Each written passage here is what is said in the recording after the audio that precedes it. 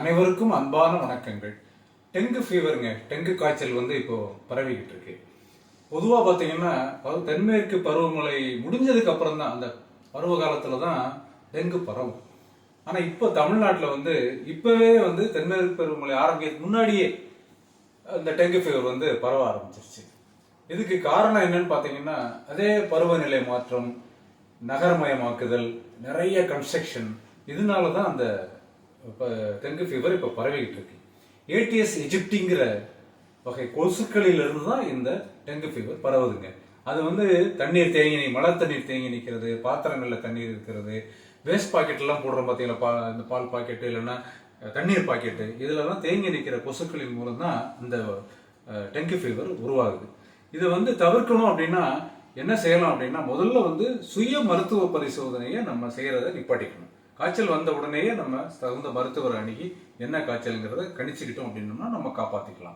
அதே மாதிரி நீண்ட நாள் வச்சிருந்து நம்ம டெஸ்ட் பண்ணக்கூடாது, என்ன காய்ச்சல் என்னங்கிறத நம்மளா முயற்சி எடுத்து பண்ணிக்கிட்டு இருக்கக்கூடாது. விழிப்புணர்வு வேணும். டெங்கு ஃபீவர்னா விழிப்புணர்வு வேணும். ஏன்னா இந்த காய்ச்சல் அப்படியே விட்டோம் அப்படின்னோம்னா டேஞ்சர் ஆகிறதுக்கான வாய்ப்புகள் நிறைய இருக்குங்க. அதனால be careful with dengue fever. உடனே மருத்துவரை அணுகி அதுக்கான ட்ரீட்மெண்ட்டை எடுத்துக்கணும்.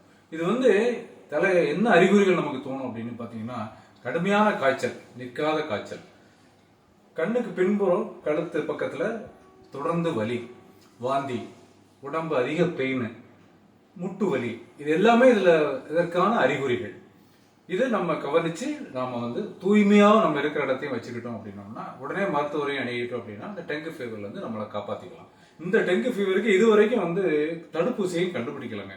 இது கரெக்டா எல்லா உலக ஆராய்ச்சி நிறுவனங்களும் தடுப்பூசி கண்டுபிடிக்கிறதுக்கு முயற்சி பண்ணிட்டு இருக்காங்க. 2026 தான் உலக பயன்பாட்டிற்கு இந்த தடுப்பூசி வரும்னு சொல்லியிருக்காங்க. ஸோ அதனால நம்ம கவனமா இருப்போம், நம்ம காத்துக்கொள்வோம். நம்மளால முடிஞ்ச அளவுக்கு யாரும் காய்ச்சல் அப்படின்னா உடனே அதை ஆலோசனை சொல்லி கண்டிப்பாக அவங்களை ஹாஸ்பிட்டலுக்கு கூட்டு போய் சொல்லி சரி பண்ணி டெங்குவா இல்லையாங்கிறத உறுதிப்படுத்திக்கிட்டு நம்ம காத்துக்கொள்வோம். டெங்குலேருந்து காப்பாற்றும். கவர்மெண்ட்டும் முழு விழிப்புணர்வு ஏற்படுத்துது, நிறைய அட்வர்டைஸ்மெண்ட் பண்றாங்க. அவங்களோட நாமும் ஒத்துழைத்து நம்மை காத்துக்கொள்வோம். நன்றி, வணக்கம், தேங்க்யூ.